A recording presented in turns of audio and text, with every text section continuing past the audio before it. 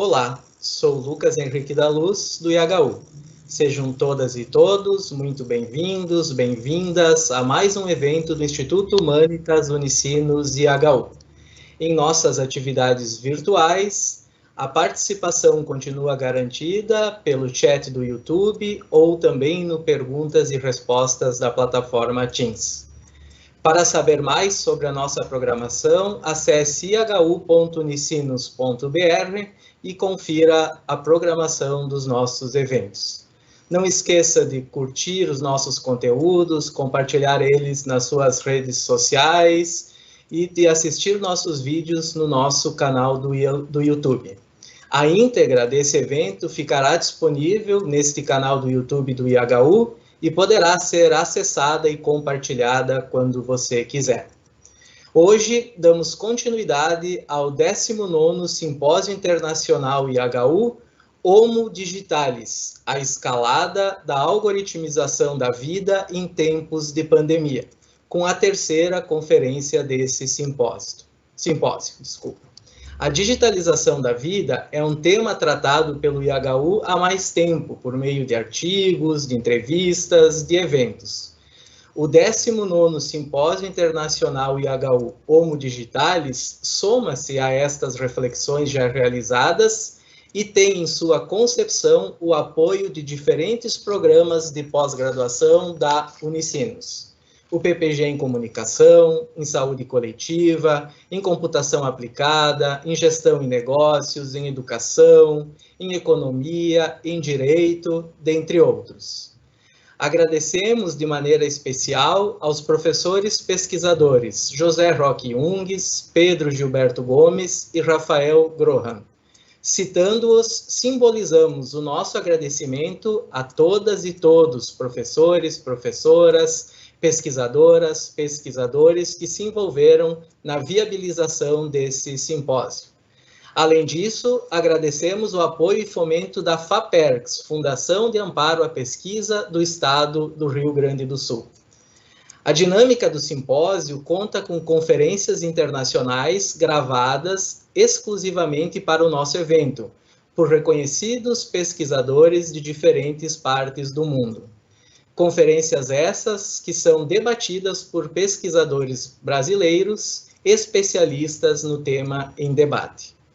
Para a nossa terceira conferência hoje, recebemos por vídeo, previamente gravado e legendado em português, o professor Dr. Jack Q, da Universidade Nacional de Singapura, que apresentará a conferência Inteligência Artificial e Capitalismo Digital na China pré- e pós-pandemia de Covid-19.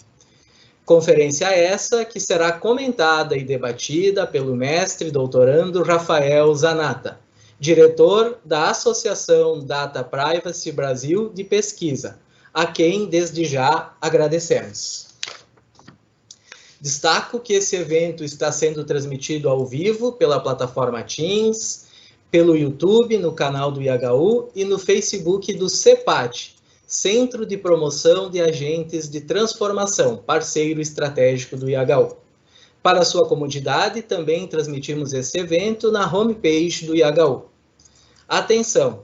Se você se matriculou ou pretende se matricular nesse evento, lembre-se de acessar e preencher o formulário disponível no link Perguntas e Respostas da plataforma Teams. É rápido e é fácil.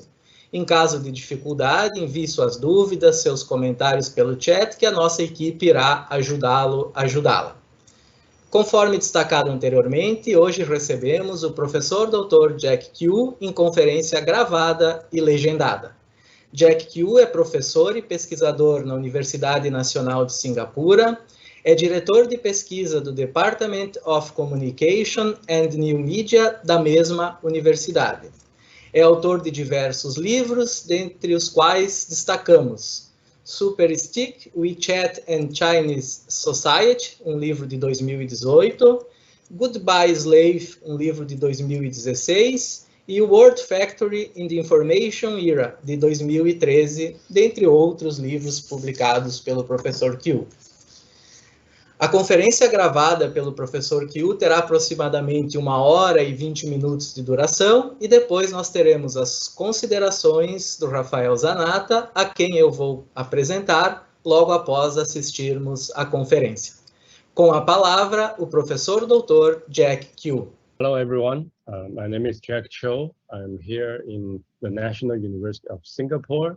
You can send in my regards and wishing everyone health and safety during the pandemic. Okay? And I'm very grateful to the colleagues who organized this special event and invited me to do this sharing on digital capitalism and AI in before and after the COVID-19 pandemic. And also special thanks to the translators, okay, who will provide subtitle and translate my talk into Portuguese. So I will spend 1 hour to do sharing of my preliminary work. And before, I think I will be also joining you to discuss this work. Okay, again, this is ongoing work. Okay, I just actually settled down in Singapore after being based in Hong Kong for almost 16 years. So the last few months has been very hectic. Okay, after my move, I'm still in the middle of the first semester. Okay, in this National University of Singapore. So I think you can see my screen now. Okay, again, because of the very intensive teaching and research going on in my new university, and I didn't have time to provide theoretical spend a few minutes to open it up for this topic, and then I will provide more detailed context, right? And for the things that has been framing my thinking. So the first part is more theoretical, and the second part are the contexts are more empirical. And then in the third part, I'll be talking about, this is actually the longest part, is Chinese digital capitalism before the pandemic, right? That's until December of 2019. Okay, these were some of my original work. Others were my reading of other colleagues' work. And this will be followed by the Chinese digital capitalism during the pandemic, and also at the very end is after. Okay, so you could see these two parts are less developed because they are still ongoing, and also because of my own limitations. Okay, I just relocated my whole family, okay, from Hong Kong to Singapore, so I did not have enough time to do proper research. Okay, but so these are my observations and also my thinking about what might be happening after the pandemic. The pandemic is still ongoing, okay, and much of the world, although in mainland China, I grew up in mainland China, okay, so some people are considering the pandemic seems to be over, okay, so these are my agenda for today, right? And I will be taking mostly my theoretical framework is from my earlier work. Okay, again, I grew up in mainland China after I was based for graduate studies in California, and then for almost 16 years I have been teaching and working from Hong Kong. But most of my focus is on mainland China, and drawing from my so one part of my thinking is continuing with my thinking from my 2009 book. Okay, this was a MIT press book. It's called Working Class Network Society. The information have less, okay, and communication technology in urban China. So basically, this idea of the information have less is to say, in China, as much of the global South, we have actually many people in the gray zone in between the information haves and the have-nots. Okay, in the middle of the digital divide. Okay, these are in the Chinese context, maybe in Brazil as well, migrant workers, okay, people of ethnic minority, okay, rural background, okay, who are now in the factories, okay, industrial factories or in the AI factories that I will be talking about, right?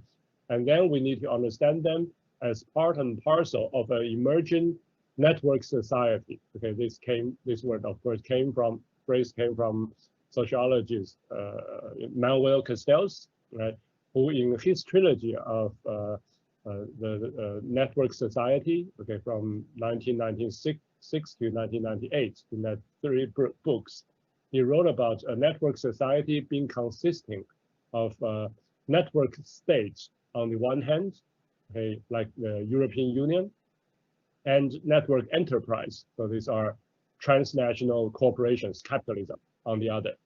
So when I wrote the book in 2009, okay, basically I was saying, except network states and network enterprise, there can be and there is already an emergent 3rd pillar of network society in China and also globally, okay, which is called network labor.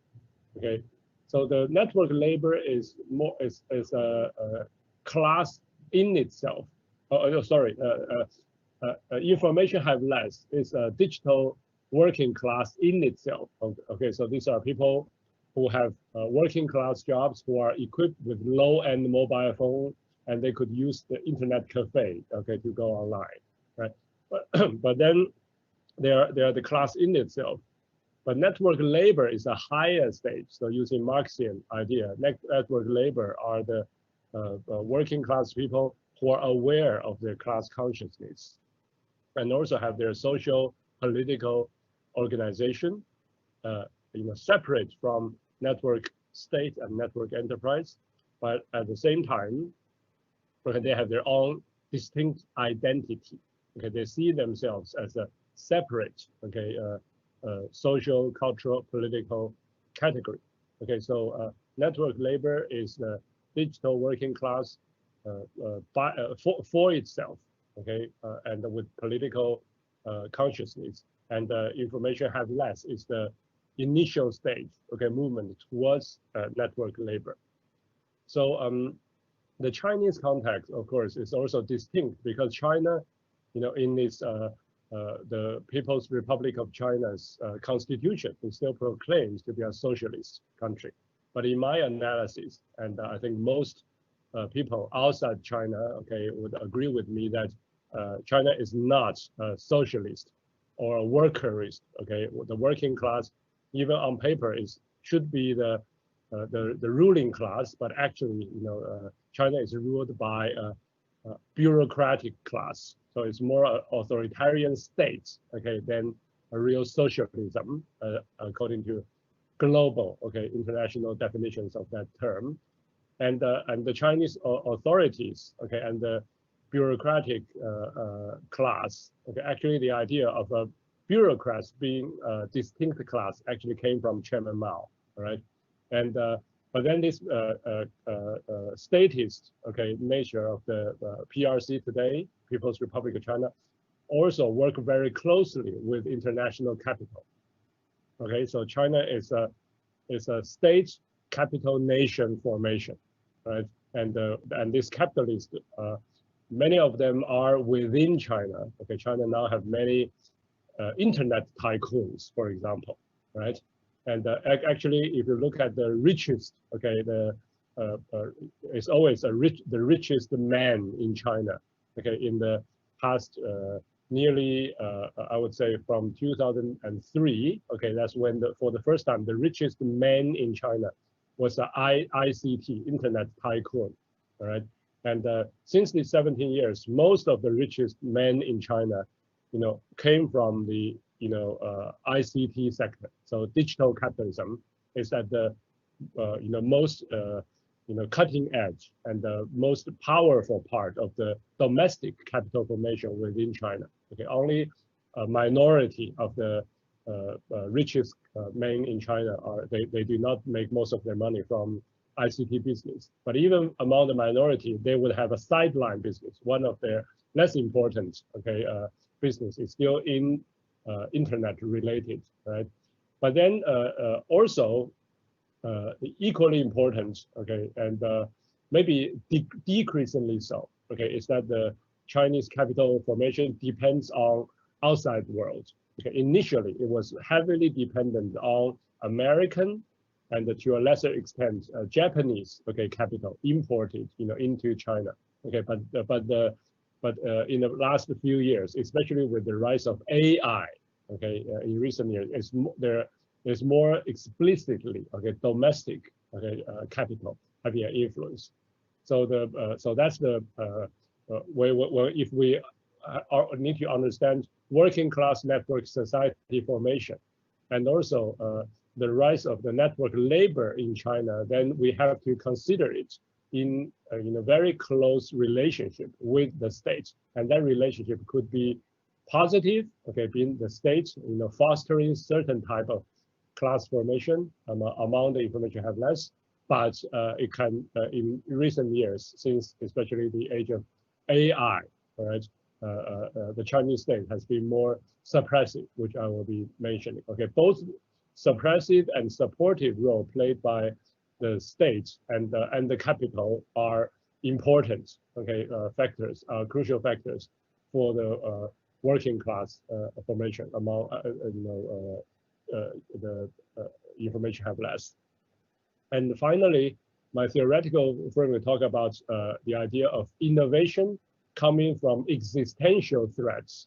Okay, so this is how network labor processes, okay, are fundamentally different from network enterprise or network states. Okay, both the government authorities and corporations have lots of innovation because they have lots of money, they have lots of power.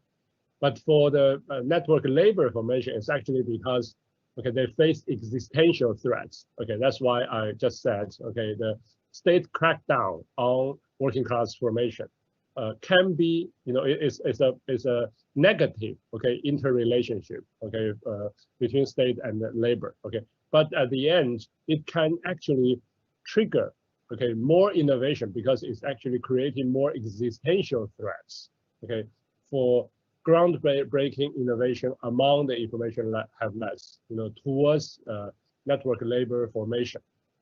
Okay, and this took the form of not only innovative economic struggle, but also social, cultural, political, and technological formations. Okay, one of my favorite example about this is the 2019, okay, I call it the world's first cyber war ambush by shoe factory makers, okay, in Fujian province, right? This was when the shoe factory in Fujian is called 360 Degree. This is the name of the factory. Okay, it was going public in New York Stock Exchange, and right before the initial public offering, the IPO, the shoe factory was downsizing. Okay, this is the typical, okay, to show more profitability to New York Stock Exchange investors, right? And so this downsizing process, okay, of course, triggered a large-scale labor strike, okay, in this factory. Okay, 360 Degree. That's the name of the company, the shoe factory worked with the local government. So this is a typical state capital alliance to crack down. There was a bloody crackdown on workers who try to protect their own rights. Okay, before the IPO. Okay, but then the images. Okay, and then they try to have a censorship against the bloody images from the crackdown on shoe factory strike. Okay. But then what they found out next was that the worker, okay, in Fujian province from this shoe factory actually worked with hackers. Okay, remember 2009 was the year of the global financial crisis. Okay, probably some computer programmers, okay, from working class backgrounds lost their job, and or they sympathize, okay, with the shoe factory workers. So what they did is they used SEO, search engine optimization. Every time an investor search on Google about this new IPO, right, from China, 360-degree, okay, they would find out all the bloody crackdown pictures rather than the investment PR, okay, documents, okay, and so that was at least from my study, okay, the alliance, okay, between manufacturing sector workers, traditional blue-collar workers, and hackers, okay, those people who know how to game, okay, the change, work with Google's algorithm back in 2009, okay, actually they work together, okay, and they caught the capitalists, by surprise. That's why I call it the world's first cyber war ambush, right? So this was a typical example about how the existential threats created by capitalist developments. Okay, in this case, IPO at New York Stock Exchange. Okay, aided by authoritarian local states. Okay, but then they triggered existential threats. But that existential threats actually positively, okay, contributed to the formation of solidarity, okay, between traditional working class and informational, okay, working class digital capital formation, okay, in in that instance. So this, so in the Chinese context, there's nothing new about, okay, innovative ways of resisting digital capitalism, including using AI, using algorithm, right, as has been recorded since at least 2009, according to my research. And these are all part and parcel of the larger historical movements towards working class network society, strengthening the third pillar being network labor. So in more recent, context, I already talked about China being a statist, okay, authoritarian states, and the bureaucratic class being the dominant force, and it is also quite different from both the post-industrial global north and other parts of global south. Okay, that's I think India. Okay, I think parts of Brazil are similar to China. Okay, where it's still industrializing. Okay, but then there's another part of global south that is still agrarian.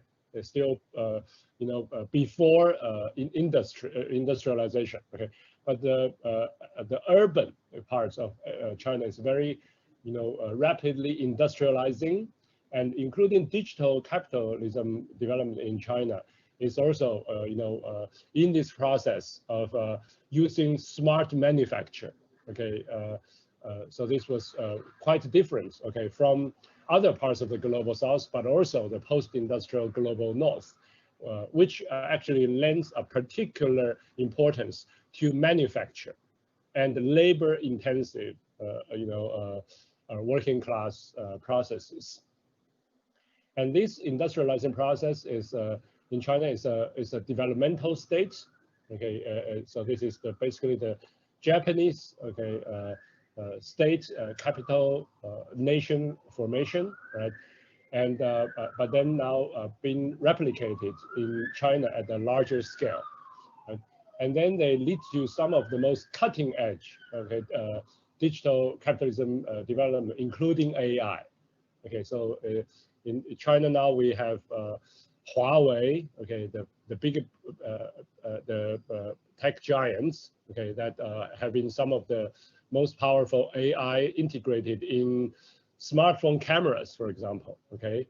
And Huawei also claimed to be a leader of 5G technology, which was part of a very important part of its being, targeted by Pompeo and the United States, okay, because of the 5G, okay, capacity within Huawei.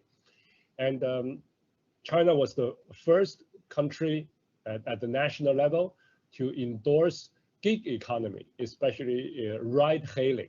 Okay, basically Uber and similar, okay, platform in China. The equivalent is called Didi. Okay, so there, 2006. Okay, is the China was the first country in the world to endorse ride-hailing in the urban transportation corporate platform capitalism. And another very important thing also we need to mention is biomedicine, okay, because we are discussing this in the age of pandemic, okay. Chinese biomedicine is very much relying also on domestic, capital formation, but also borrowing from international mergers, right? And especially in the case of DNA sequencing, okay, which is essential, okay, for the medical procedures to identify coronavirus, right? For example, okay, and testing, and even the development of vaccine, okay. And China has the world's largest, okay, DNA sequencing, okay, corporation, for example. All right. So these are the background, okay, of Chinese state-led, okay, digital capitalism development, and resulting in some of the most influential, right, digital capitalism companies that we can see. And then another very important thing I already mentioned earlier is that labor-intensive, okay, development remains central to Chinese digital capitalism. Okay, not only along the assembly line, but also in the data mine, even DNA sequencing. Okay, they even the companies proclaim to be doing the automation. Okay, automatic computer-aided pattern matching, but in fact, okay, this requires lots of human labor input. So the unlike in the Silicon Valley, okay, or in the multinational corporations, with headquarters in the global north, in China we see much of a spectrum of the labor-intensive and the capital-intensive. These are indeed two different approaches, but then in the Chinese context, no matter it is Huawei or gig economy or biomedicine, okay, there are lots of overlap in between. Okay, so a company can be both capital intensive and labor intensive. Okay, the distance, I think in the global north, when we talk about them, there's almost no overlap. These are two, these are the difference between night and day. Okay, but in the Chinese context, actually, the capital intensive and labor intensive are sometimes, practiced at the same time. Okay, which is according to Kai-Fu Lee, one of the venture capitalists, but also advocate, okay, for Chinese AI. He wrote a book called AI Superpowers, comparing AI industry in China and AI in the US, and he called it the Chinese AI companies use a more heavyweight, okay, which means, but essentially it means a labor intensive. Okay, like when Didi, the Chinese equivalents of Uber, became popular, it actually hired thousands of people to hand out, okay, the promotional material. Okay, essentially these are name card sized, okay, little pamphlets, to taxi drivers, to people who wait in queue to get their taxi, okay, and to do this very highly labor intensive work to hand out these promotional materials to individual, okay, taxi drivers and passengers, okay, at the same time. Okay, so this was how, what Kai-Fu Lee called as a heavyweight approach to AI, which I am calling it labor intensive, right?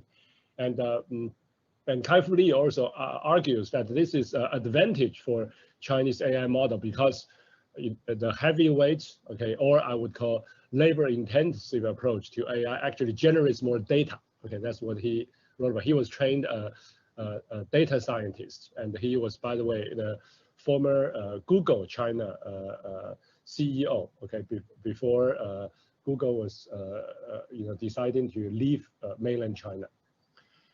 So the last part of my contextual introduction is that how to understand, okay, today's digital capitalism in China. There used to be a term, neoliberalism with Chinese characteristics, okay, which was first coined by the Chinese scholar Wang Hui, Okay, but then David Harvey borrowed from Wang Hui and made it more popular among English language scholars.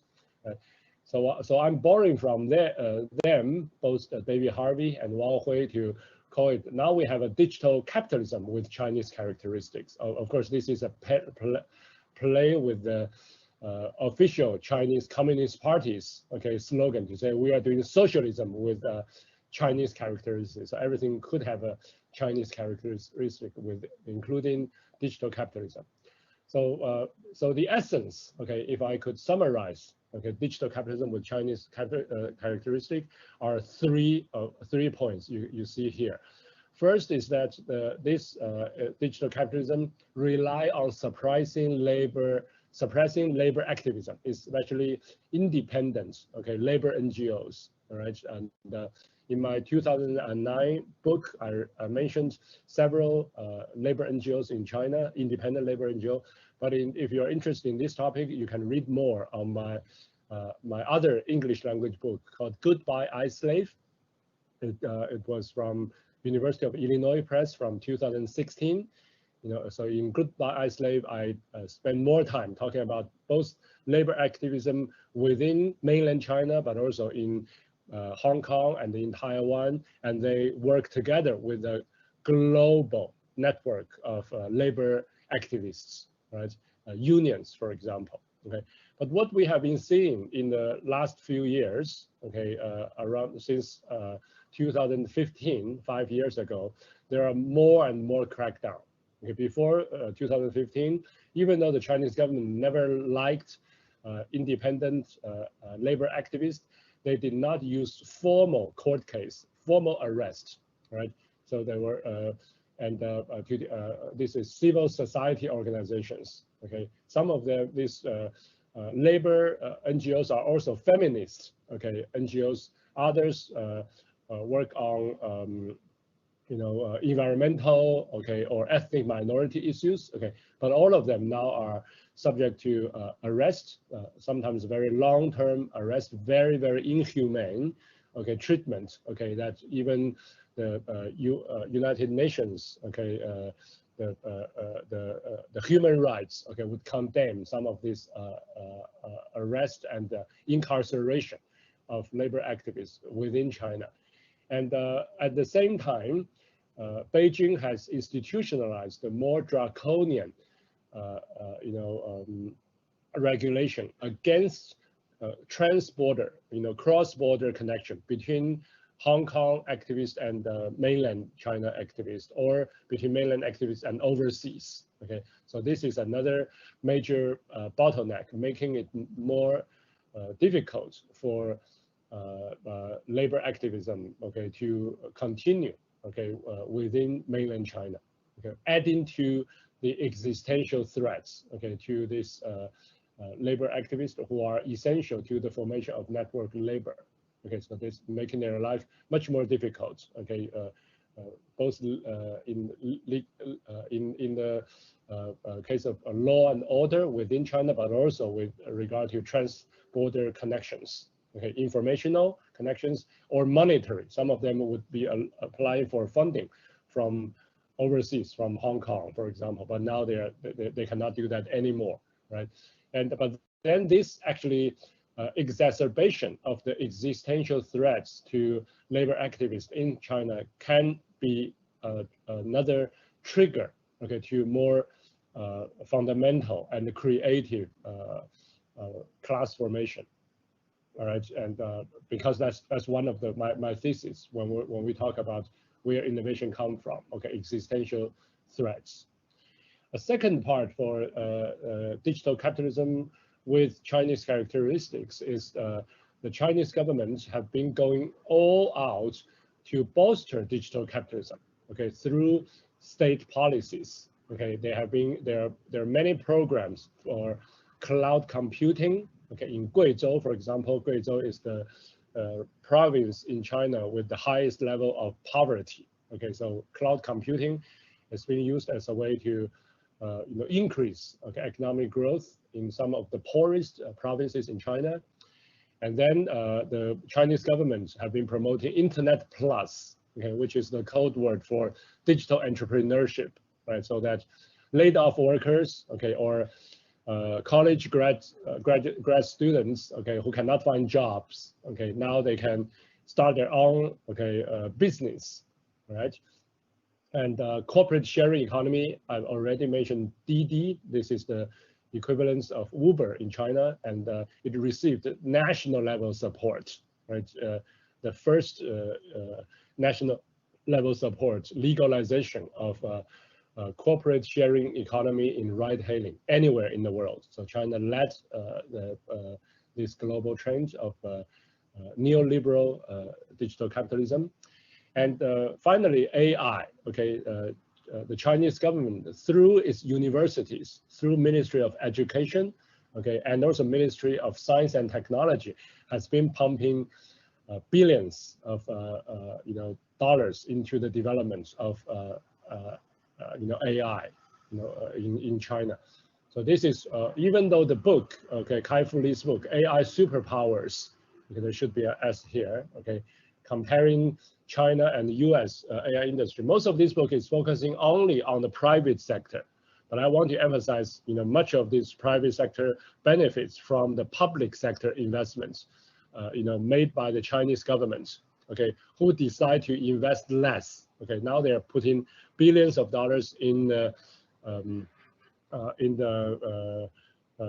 AI, which means they're putting billions less dollars into public sector, okay, into other traditional ways, maybe more effective ways for poverty alleviation, okay, and also in public health. Okay, this is something I will mention, in the next point. Okay, so the public health infrastructure in China has been declining.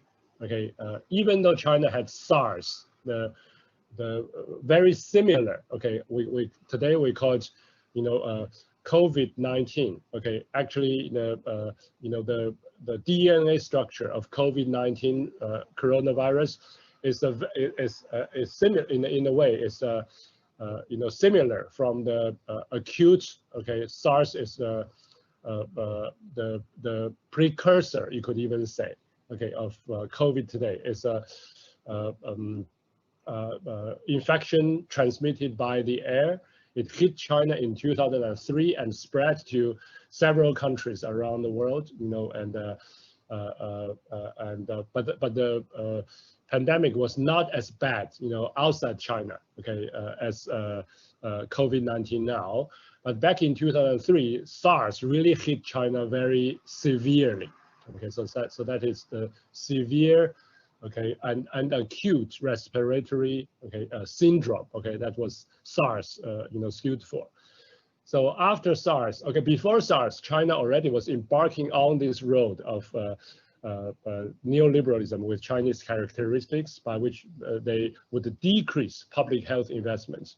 So in the short aftermath of SARS in 2003, okay, the Chinese government increased the investment into public health, okay, including using e-government. Okay, so the disease control, okay, basically the CDCs in China received more than nationwide more than 20-fold investments, okay, from the government, and then there are many new projects, okay, to build a better information, because SARS went out of control in 2003, in part because the reporting system, the public health reporting system, was very slow and very opaque, right? And so to report a case from the lowest level of China is the size of Europe, okay, with 1.3 billion people, okay, and then to report it all the way up to the national level, it would take, several days, okay, and going through many layers of bureaucratic reporting. Okay. But after this, I think in 2004, 2005, okay, a new national system was built up because of the e-government projects, okay, triggered by the SARS pandemic in China in 2003. So the time to report from the bottom level of Chinese bureaucracy to Beijing central government was shortened from several days to several hours. I think it was 4 hours. Okay, if there's a new case of SARS or similar, if supposedly COVID-19 breakout at the lowest level of Chinese villages. Okay, Beijing should know about it. You know, according to that, and this was the internet system, right? And but then this system was not very well kept. From what I understand, okay, again, I don't want to pretend I know everything about the pandemic information reporting system in China, you know, since last December. Lots of these remain a black box, okay, to me, okay? And I have not been back in China, okay, during this period. So what I have known is only from my reading of the news, like you guys probably do, okay? But it seems to be that the system, I actually did a research on the post-SARS, okay, pandemic e-government, okay, that's how I know from the bottom to the top, it should be 4 hours, every single case should be reported. But my sense is this system was not well maintained after 2005, when that system went into work nationwide. Okay. And over the years, between 2005 and 2019, if you look at public health investment from China, it has been decreasing. Okay, and one indicator, for example, is personnel. I think for every 10,000 citizens in China, there are only 1.5, okay, public health doctors, okay, on the payroll, okay, to keep the public health safety, to prevent disease, transmittable diseases, for example, right? But so it's only 1.5 doctor per 10,000, okay, for public health doctor. But the equivalent number for the US, okay, is I think 9 doctors. In Russia, that number is 13. Okay, so this shows China is actually much lower. You know, if we talk about, yes, in AI, China is comparable, okay, to the US and, you know, more developed in some ways. Certainly, in terms of money, okay, input, you know, China is more powerful even than Russia, okay, at the digital capitalism formation level. But when it comes to public health, China actually falls far behind, okay, Russia and the US, okay, in part because this is a neoliberal system, and the digital capitalism, they used the post-SARS e-government projects, okay, this is public sector investments to stimulate the post-dot-com crash in digital capital in China, okay. The dot-com crash hit the US as much as China around year 2000. Okay, so the post-SARS e-government project were used to save, okay, dot-com private companies in a way very similar to, you know, after the global financial crisis. Okay, the bailouts of big banks. Okay, here was similar process. Okay, public money were used to bail out and foster, okay, big privately owned dot-com companies. Okay, and then public funding, okay, from Beijing was used to save digital capitalism. But increasingly, okay, Chinese people have to pay more for their health care. Okay, not only are the number of public health doctors declining, but increasingly Chinese people have to pay for their own health care. You know, healthcare becoming more and more, unaffordable, right, for the average working people in China. And the healthcare is privatized. Okay, there's a big scandal 4 years ago in Baidu. Baidu is the search engine in China, all right? And there was a working class, I think he's a college student, and he was using wrong information, you know, from Baidu search engine to cure his own cancer and got killed, okay, because of the wrong information, okay, because the privatized hospital with really, these are essentially medical sharks, okay, who would cheat people. These are scams, but then they pay lots of money and game the Baidu, okay, search engine algorithm okay, and to maximize their financial income while providing substandard, okay, even fatal, all right, medical treatment, and that triggered a major uproar among the Chinese public, all right. So this was part of the process, okay, when digital capitalism was used to scam, okay, money out of the existential needs of Chinese working class for healthcare, right?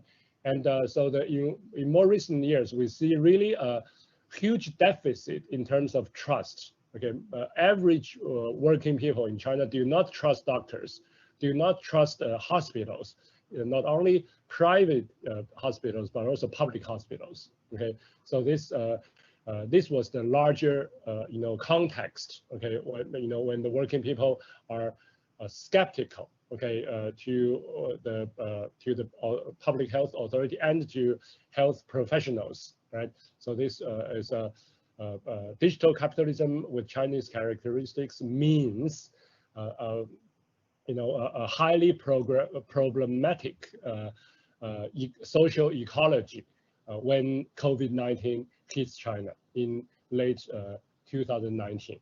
Right? And what we have seen, I know some other colleagues may disagree with me, but from my own observation, all right, is that in the first case of COVID-19 was reported in December 2019 in my hometown, Wuhan. Okay, I grew up in Wuhan, and I still have many friends and family, okay, in Wuhan, and from as a Wuhaner, okay, I would say there's a grave failure. Okay, the government failed to protect lives and control the disease in Wuhan.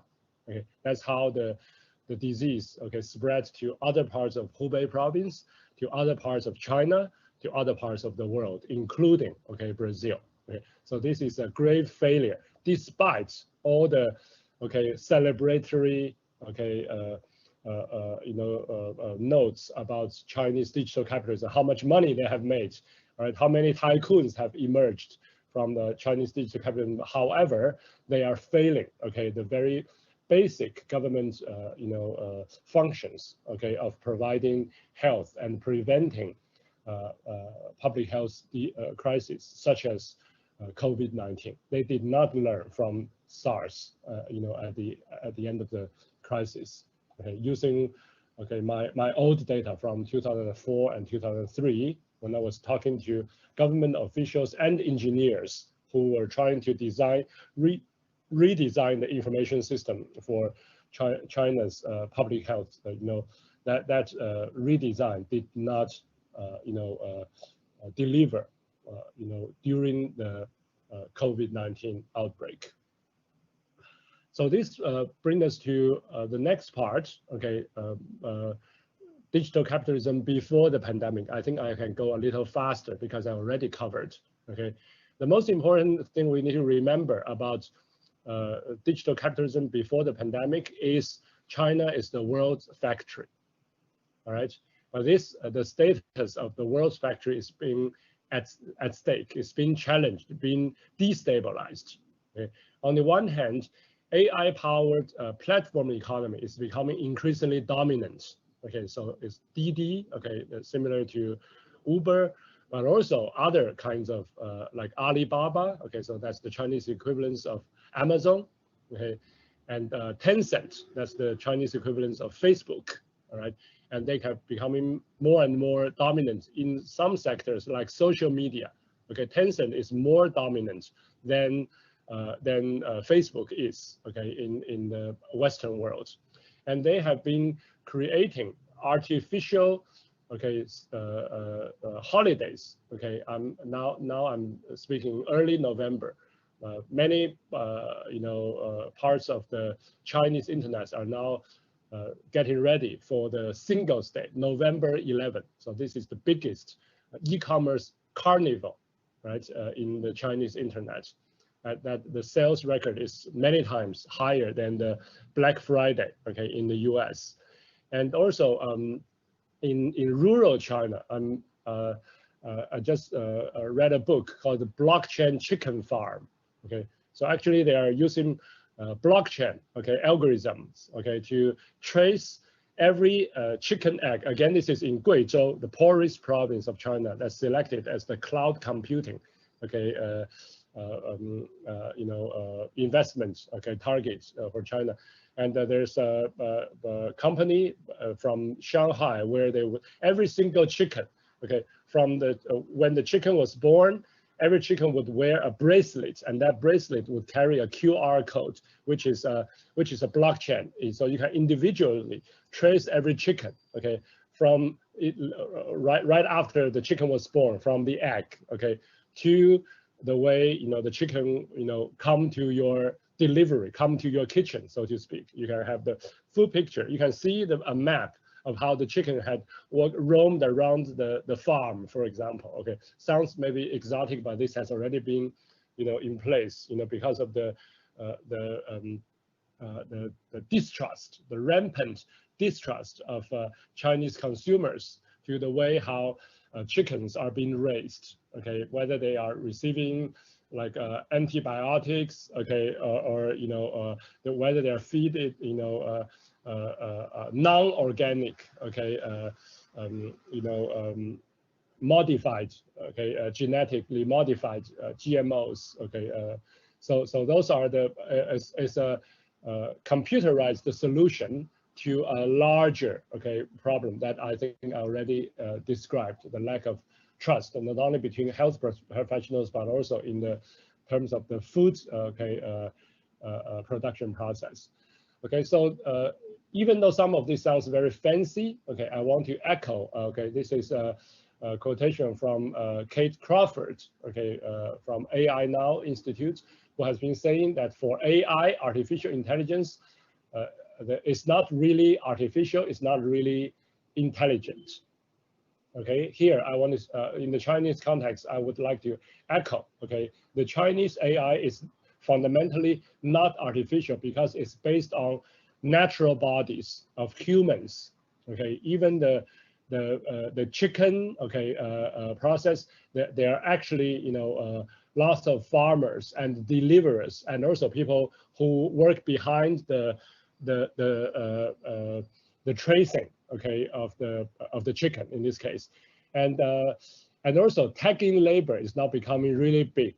Okay, and I think the first time this was reported in Chinese media was 3 or 4 years ago in central China. It's called Pingdingshan, okay, in Henan province, and that's where the former workers from Foxconn is another big factory I worked on. It's the world's largest electronic manufacturer that would make the Apple gadgets, iPhones, okay, for example, all right? And so the former iPhone maker left the physical assembly line and then went back to their village, okay, in Pingdingshan, and started to do this tagging work, okay? And their income is roughly the same. This was from 3-4 years ago, all right? And then the tediousness of the work and the intensity of the work is quite comparable, okay, to work on the digital assembly line of tagging, okay, for the image recognition, facial recognition, okay, to recognize, is this the face of a human being or is the face of a stuffed animal, okay, is the face of a panda, okay, for example, okay, all this means human tagging, all right, and then basically they are teaching machine learning, okay, they are supervising, okay, and feeding data, okay, into the algorithm. So that part, China, is using exactly the same labor-intensive mode of production, like in the traditional physical assembly line. The only difference is that they are doing it in the data mine now, right? And it's not really intelligent because lots of this work is actually wasteful, so, oftentimes inaccurate, and then they follow an extractive mode. Okay, I'm calling it a data mine because it's not too different from, in a way, it's comparable to Mount Potosi, okay, the the slave-like labor, extracting silver from Mount Potosi, is literally similar like the tagging labor. It's becoming very unsustainable. If it's intelligent, then it should be sustainable, right? So from 3-4 years ago, when we were talking about former Foxconn workers making roughly the same income, about 3,000 Chinese yuan. Okay, I don't know about the Brazilian currency, but in US dollars, that's about $500 a month. All right, that was the tagging labor 3 or 4 years ago. Till earlier this year, my sources are telling me tagging labor is now making only 1,000 yuan. All right, in China, in other parts, including in Guizhou, but also in Shanxi province, on the western side of China. All right, and so essentially they're making $130 a month. Okay, to do the same thing. Okay, like 3-4 years ago. Okay, in the rural villages of central China. Okay, now in Western China, people are doing the same thing, labor-intensive tagging. Okay, all kinds of objects to train the objects to train the algorithm to be quote unquote smart. Okay, but their income right now is less than half of the income 3 years ago. Okay, and the reason is because they are using student interns, quote unquote interns. Okay, and sometimes these are forced labor. Okay, there are security guards stand outside. Okay, the internship workshop where working class kids have to work 10 or 12-hour shifts. Okay, to train this algorithm. Okay, and they are paid very little. Okay, and if they cannot stop work because there are security guards who can punish them physically. They cannot leave early. All right.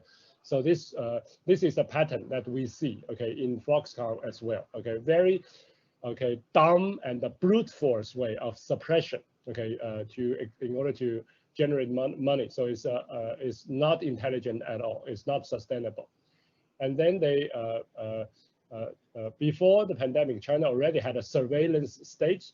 Okay, after the pandemic, everybody knows because of the pandemic tracing. Okay, they have enhanced it, right? And then the changing geopolitics. Okay, between U.S. China. Okay, especially since the trade war. Okay, the collapse of the bilateral relationship is very important to note. Okay, I'm talking about. This is similar to, 400 years ago when Portugal and Spain were competing with each other to occupy Latin America and the Philippines, okay, or Indonesia, Southeast Asia, okay, it's quite similar, okay. But we used to think about AI, okay, and the cyberspace as if it's a limitless, okay, virtual world. But now we have to see that actually, okay, the capital formation has to be grounded, in particular jurisdictions. Okay, TikTok, okay, has to be legalized, or it will be banned, okay, in a particular country like Mexico. I'm making it up. All right, so this they have to be grounded in actual geopolitics. Okay, so Huawei and TikTok are now being targeted. I don't need to belabor this. And then there's a financial drive. Okay, much of the digital capitalism, especially platform capitalism, is because of quantitative easing. Okay, but I would like to point out here, despite, okay, between Washington D.C. and Beijing, okay, the two have the delinking is going on, but still in Chinese tech sector we have lots of investment from Wall Street. Okay, in part because the White House no longer control Wall Street after financial deregulation. Okay, Wall Street companies are making their own decisions. Okay, so it's not a complete delinking. American quantitative easing are also pushing up, okay, investments in Chinese AI now. Okay, maybe not to the same degree as before, but still the two are connected in the global financial capitalist system. But on the ground, okay, the investors and also citizens and the workers themselves, okay, is already, I'm calling it a post-hype, okay.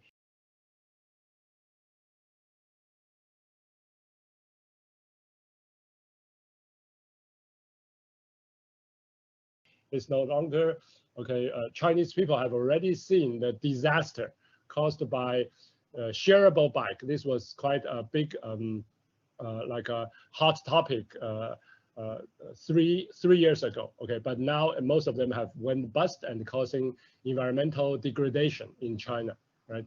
So people have becoming more cynical and skeptical about the success of digital capitalism as the panacea for China's problem, all right?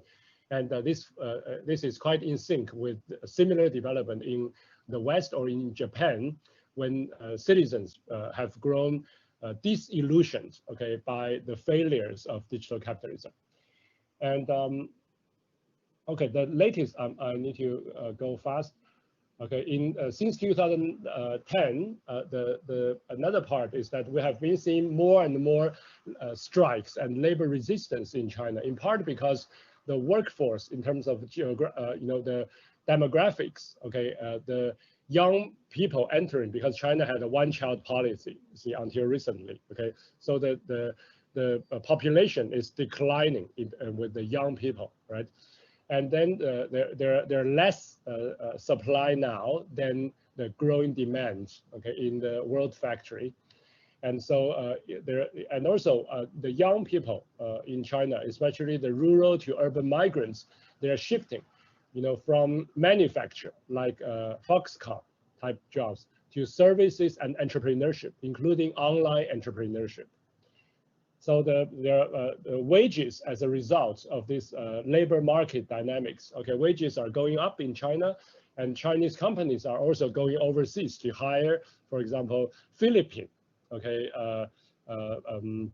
workers, okay, to do tagging labor, okay, for Chinese companies, okay, or hiring Bangladeshi, okay, garment workers, for example, too, right? And but then there are more labor resistance to platform capitalism, especially since 2016. Okay, this is the same year when China became the first nation state to legalize, okay, ride-hailing. But that same year was also marked by a tidal wave of DD drivers, okay, platform, okay, ride-hailing drivers. Because okay, we did a survey in 2016, we found out drivers, okay, in China had to work longer hours, work more intensively, and with less pay. Okay, so this was the reason. So from 2016 was for the taxi, okay, or private car hires, ride-hailing. And 2018 we had a nationwide truck driver strike. And that the strike is because there's a platform for inter-province, long-distance truck trafficking, okay, truck traffic in China. So there was, and this strike actually triggered an institutional reform for ACFTU, All China Federation of Trade Union. That's the only, okay, government, we call it a GONGO, government-owned trade union. Okay, and as a result of the a long-distance truck driver strike, okay, against the platform capitalism in China, ACFTU created, they call it internet work division, all right, so that they will be better to address this kind of long-distance and nationwide labor resistance against platform capitalism, while also absorbing, I heard the same thing is going on in Brazil, okay, absorbing Uber drivers, okay, or in the Chinese side, it's called DD drivers, okay, into trade union, okay, ACFTU, recognized by the Chinese government. So there was also institutional change caused by resistance to platform capitalism in China. And last year there was a very unexpected. These were the more upper class, middle class workers, okay, within the software industry. Okay, so in China they call themselves code farmers. They write code, okay, or I think in the English language it's called code monkeys. Okay, people who have to code from 9 a.m. to 9 p.m. 6 days a week. So this is called 996. Okay, so they are against. They think that this is 996 practices by the leading platform companies like Alibaba. Okay, are breaking Chinese labor law, because Chinese labor law prescribe, okay, that the employers should have 8-hour working days for the employees, and every month, okay, the overtime work cannot be more than 36 hours a month. Okay, but then during this 996, you know, these large platform companies are breaking Chinese labor law, as I just described. Okay, so this was middle class, okay, initiated. Okay, but then there are the working class within China's leading, okay, platform capitalist firms like Alibaba. That was unexpected, and it and I think it caught the large tech giants by surprise. So what's going on in the since the pandemic? Okay, I only have a few minutes left. All right, and but again, I want to be very candid. I haven't done systematic research. These are my own personal observations. In the early phase, I would say December 2019 and January 2020 is the early phase. The Chinese authorities failed to control the disease. Okay, still, you know, as a Wuhaner myself, I left Wuhan in 1995. Okay, but I still culturally, I still recognize myself as a Wuhaner. Right? I think I still don't know how many Wuhan people died. Okay, even now, I don't trust. Most of my Wuhan friends do not trust the government's head count of the dead bodies. Okay, because many people committed suicide, and during this period, it was very sad, disheartening. You know, despite the government, you know, spending so much money on surveillance, on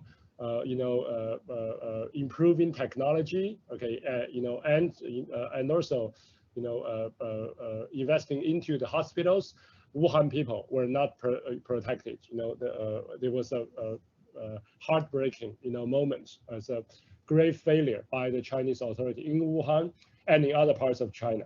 Okay, that's something I want to put on the. Despite the prowess of Chinese digital capitalism, it was a disastrous failure. Okay, in the early phase of COVID-19. But in February and March, what I have been observing, like I said, I have family, I have friends in Wuhan, is that in Wuhan, as much as in other parts of China that were under lockdown, the most functional part was not private company, was not the powerful Chinese government. It was actually community level. Okay, they call it grid level, 网格, so small neighborhoods. Okay, but now they are using internet tools, especially WeChat. So this is grassroots. This is similar to Facebook. Okay, but grassroots oriented, semi-autonomous. Okay, they receive support from governments. Okay, but they are run. Okay, in by the neighborhoods, by security guards, by volunteers. Some of my friends and old classmates actually volunteered, okay, to help other neighbors in a way, mutual help way, in a way not too different from co-ops, okay, would help running each other's communal garden, okay, communal farming projects, okay, in that similar way, okay. But so this grassroots level, grid level, okay, small neighborhood level is more important than top-down statist structures during February and March. Okay. But after April, okay, of course, the pandemic in China was brought more under control, okay, and that's when the old surveillance top-down approach and also digital capitalism, okay, like DD become much more influential and celebratory, and they were using ways to rewrite the history of from December to January to February to March. They were in the process of whitewashing, okay, to pretend they are the most important savior of China, all right? But people who lived through, okay, that only come for me at the third stage, okay, not in the first two phases of the pandemic, okay, and and the landscape among AI companies in China is also very uneven. Some of them, like Meituan is the leading food delivery company. But then during the pandemic, it's not only doing food delivery, it also delivers, it expanded its business to deliver groceries, stationaries, pharmaceutical products. So it became a much more all-inclusive online shopping and also delivery system. So Meituan was a big winner, as much as Alibaba, who was already the Chinese equivalent of Amazon, because under lockdown you cannot go out shopping by yourself. So Meituan and Alibaba were the bigger winners. Whereas others, if you look at stock market, the audited data, and the DD and also Tencent were not making so much money, right? And they were expanding, but to a much less degree. And there are other companies that lost out. For example, 小猪短租. So this is the equivalence of Airbnb. Because there's no traveling, so they are falling, phenomenally, And also another platform is the platform I'm talking to you through Zoom, Zoom was because of the geopolitics, Zoom was rendered unaccessible in China, because of the China-US bilateral relationship, I think in July, if my memory serves me right, So because of the inter-capitalist struggle between China and the US, Zoom suffered greatly within China, even though Zoom's founder came from China. I mentioned the fourth point already. So vocational school students now being used as interns to provide tagging labor, and to provide training service for machine learning algorithms, from the provinces of Shanxi and Guizhou, both on the western side of China. And the most unexpected success by the network labor, since the pandemic is September 8th, in 2 months ago. There was a magazine article from Renwu, so the Chinese equivalence of People magazine. They published a featured article about food delivery workers, like those working for Meituan, and how much they have been abused, and how much they have to work harder and earn less. Actually, Meituan changed its algorithm, making it more demanding, for workers during the pandemic, all right? And so this is an unexpected win, because within a couple of weeks, there's a huge,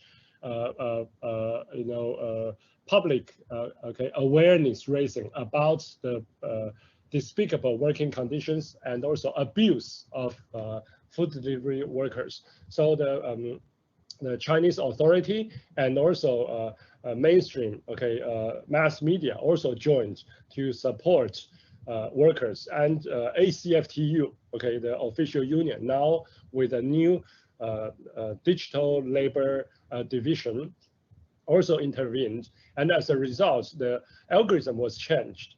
So the food delivery app you have on your on your smartphone now will have a new button, to tell if I am the customer. If I ordered delivery food from Meituan, I have an additional choice to tell the algorithm that I'm not too hungry. I can wait 15 more minutes. Take your time to deliver, and then the delivery worker will not be penalized. So in this way, it becomes more humanized. Because of the uproar, against excessive exploitation of food delivery workers. Another thing, so this is at the customer end. Another thing at the platform end is that the platform now add a new thing. For AI, it's all about optimization, based on different factors, different variables. The old algorithm only cares about speed of delivery and the amount, okay, and at the very end, the profit being able to generate, okay, from that labor process. But now there's a new input variable, which is weather. Okay, if it's raining, if it's snowing, okay, then the expected time for delivery for each order is now delayed. Is now lengthened. Okay, making it easier. Okay, reducing the chance of traffic accidents. Okay, because the magazine article talking about workers being particularly vulnerable, okay, food delivery workers being caught in traffic accident, even killed, okay, in car crash, for example, right? So this is a new win, okay, by a coalition of journalists, workers, and also, people within the government within the union, okay, and they could work together, even though, okay, before this instance, you know, I have colleagues who were talking to these big platforms in China, and they will say, "Oh, it's machine learning. Okay, we don't know how to factor in weather. Okay, we don't know how to make it. You know, it's all, you know, it's a black box. But now this is a concrete success. Okay, to show workers, to show consumers, and also the government to show the whole public that this so-called black box can actually be made more human. Okay." Because you know, by adding more buttons, by adding more variables to the optimization process. Let's just use a couple more minutes to wrap up. Okay, and so now we are sitting, okay, in at least in the Chinese world, okay, and you know, maybe outside China, okay, in Latin America, it's still very bad, okay, in North America too. But in the Chinese world, many people are thinking we are sitting at the tail end of this pandemic. Okay, hopefully, fingers crossed, it will not come back. Okay, but the future remains uncertain, and then the futures are in the plural. It's not just one future. Okay, and I personally am very much worried that if the pandemic is really over, we will have a repeat of 2010. Okay, 2010 was the end of the global financial crisis.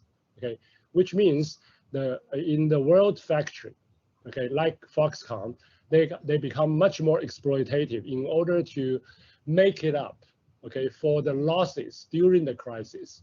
Right. So usually the most exploitative, the most fatal moments of digital capitalism is the immediate aftermath of the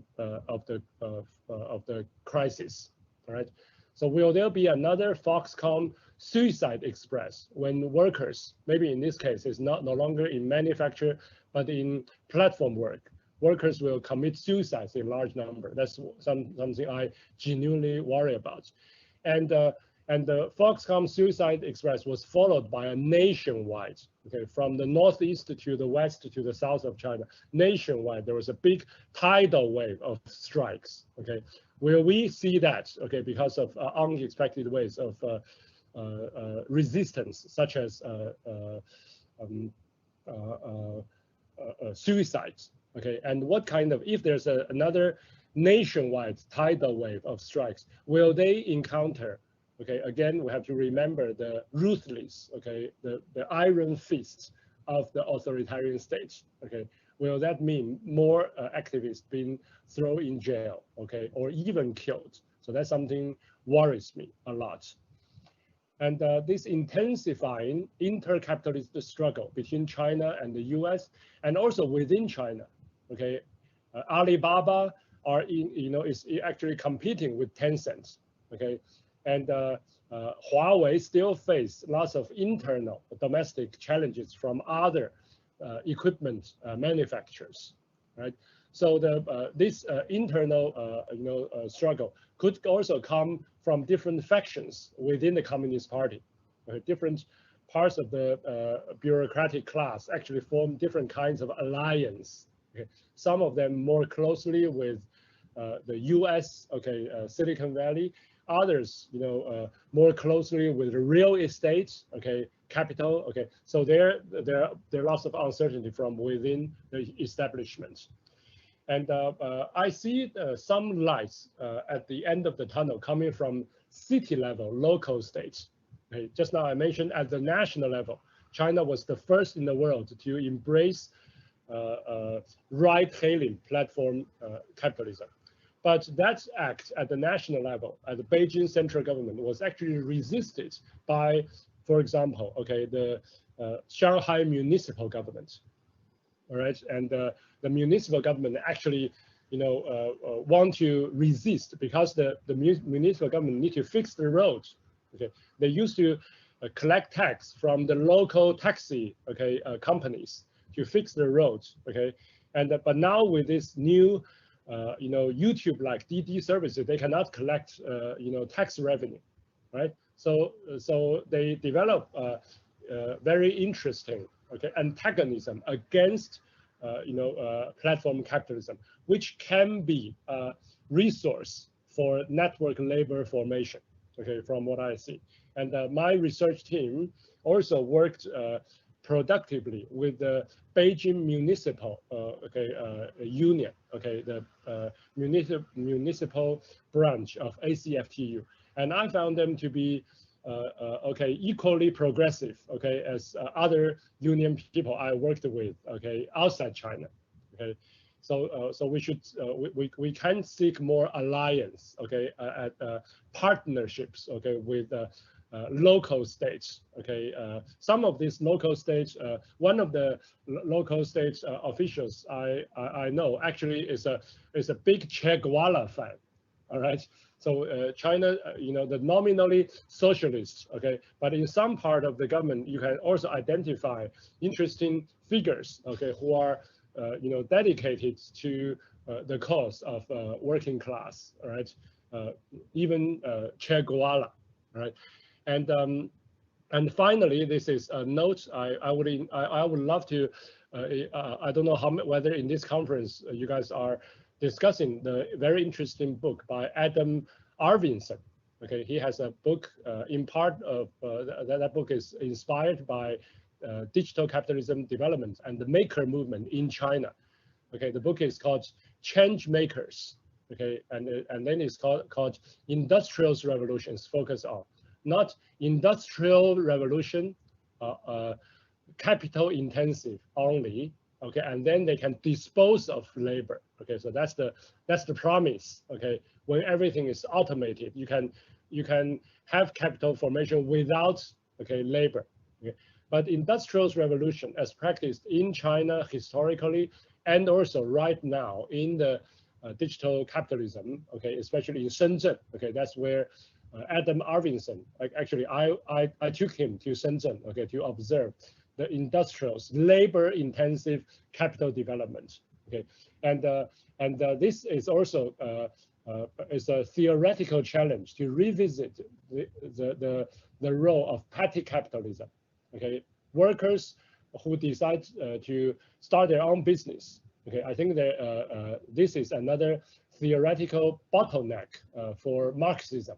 Okay, in today's digital capitalism condition, including in the AI. Okay, and in China, as much as in other parts of the world, we need to overcome, and we need to do more empirical work to overcome this theoretical bottleneck. Exactly how does petty capitalism works? Okay, in the industrial form of capital accumulation that may pave the way for a working class network society by the network labor and for network labor.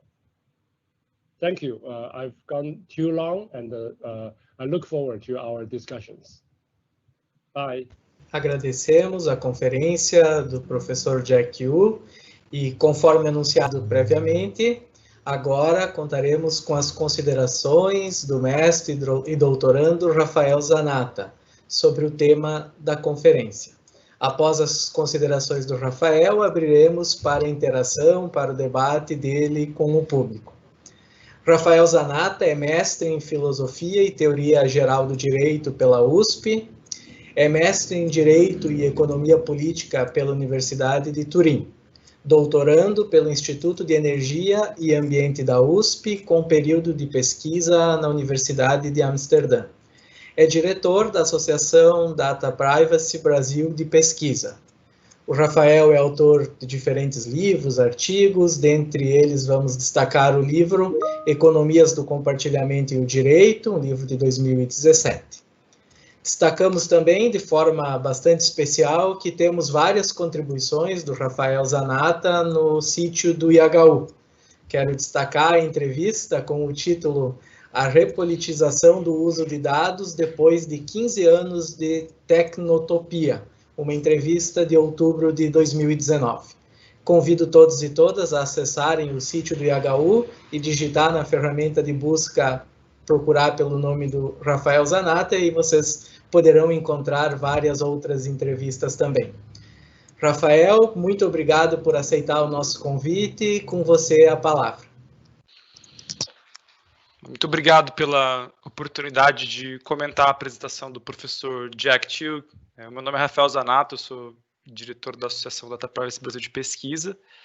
É uma organização que trabalha na intersecção entre direitos fundamentais, tecnologias e proteção de dados pessoais.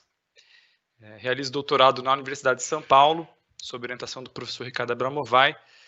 E apesar de ser jurista, sempre me interessei pelas discussões tecnológicas, sociológicas e pela intersecção entre internet e sociedade. Esse é o motivo pelo qual eu fico muito contente de estar aqui e comentar o trabalho do professor Jack Chiu. O professor Jack é um dos grandes sociólogos da sociedade em rede, na esteira do catalão Manuel Castells, autor do clássico Sociedade em Rede, que no Brasil foi publicado pela editora Paz e Terra, com a introdução de um outro importante sociólogo, Fernando Henrique Cardoso. E nos últimos 10 anos, o professor Jack tem provocado importantes inovações conceituais no campo da sociologia, ampliando o nosso conhecimento com um trabalho empírico e conceitual que é profundamente rico. O Jack Chiu apresenta, na sua sociologia da periferia em rede, conceitos importantíssimos para pensarmos o sul global. O conceito de information have less, os que possuem menos informação, é importante para localizar uma classe específica, como ele mesmo diz.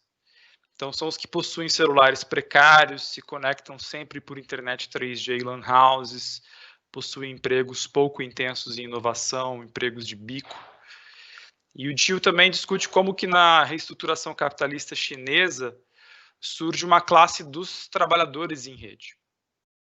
Então, com a sociedade em rede e o capitalismo imaterial, se articulam relações de classe específicas. São os trabalhadores que dão suporte a essa infraestrutura fabril que permite a existência de algo como a Siri, da Apple, que depende de um conjunto de relações de produção e de trabalho em fábricas como as da Foxconn, algo que é profundamente estudado pelo Jack Chiu. O Jack Chiu também parte da premissa de que o desenvolvimento capitalista na China socialista, por assim dizer, é profundamente marcado por divisões, por desigualdades, por novos fenômenos de poder e de dinheiro, novas alianças burocráticas, como nos casos dos novos tycoons, os diretores de empresas bilionárias de tecnologia.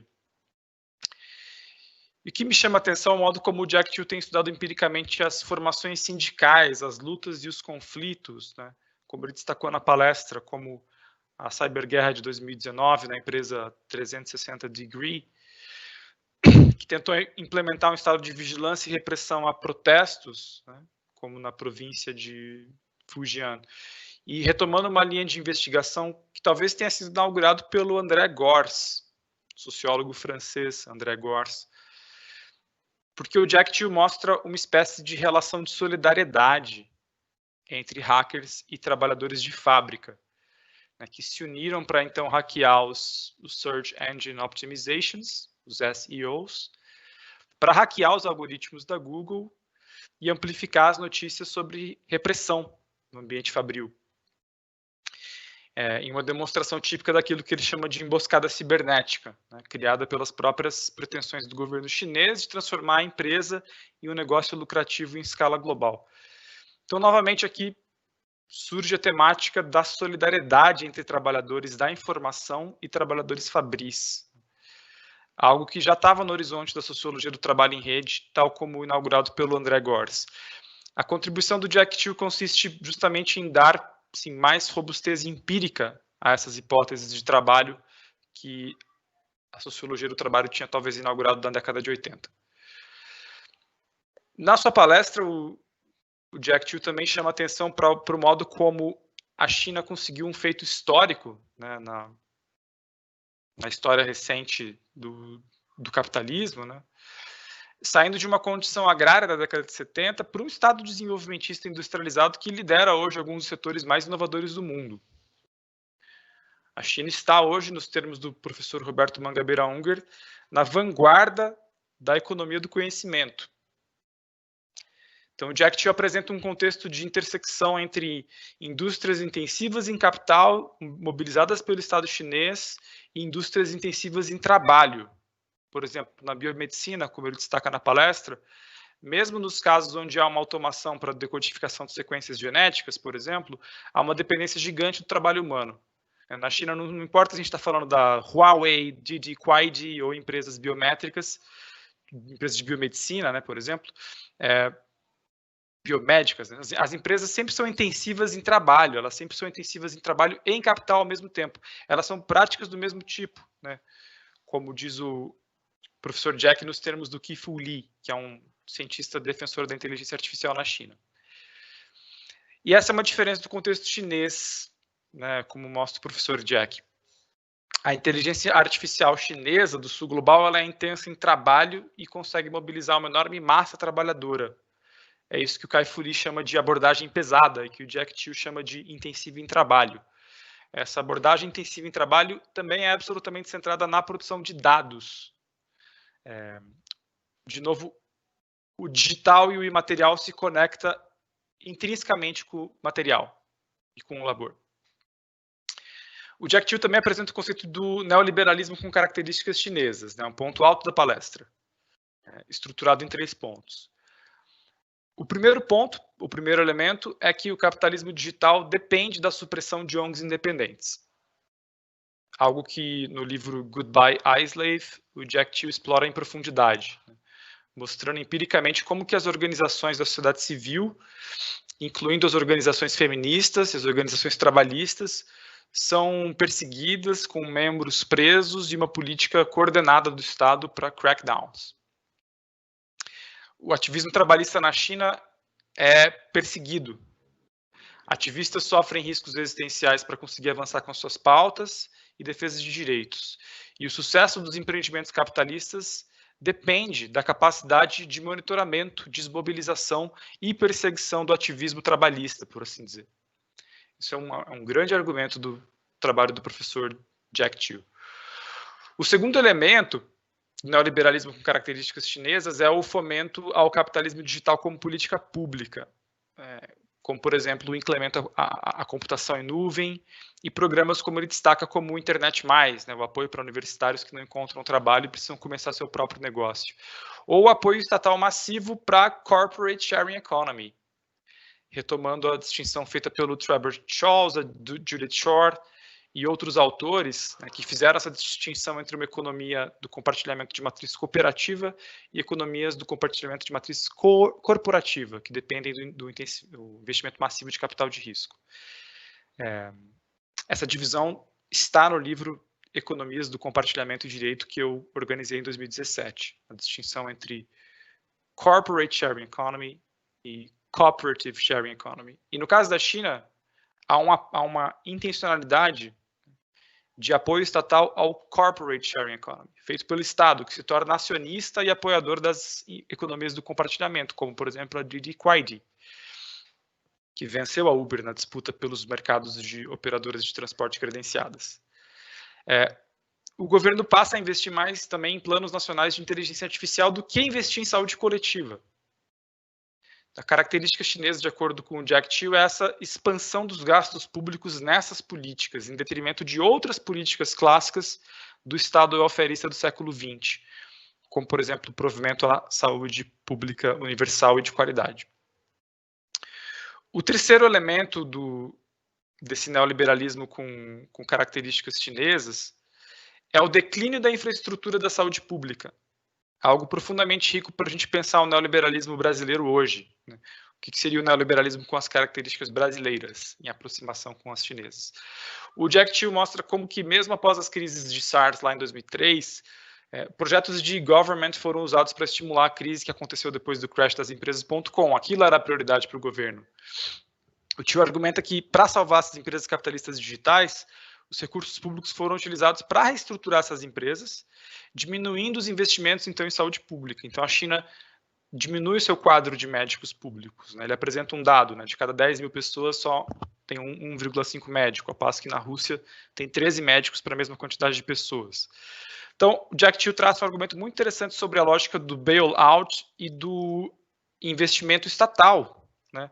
Que é onde que está o enfoque no momento de crise e de redirecionamento de recursos públicos.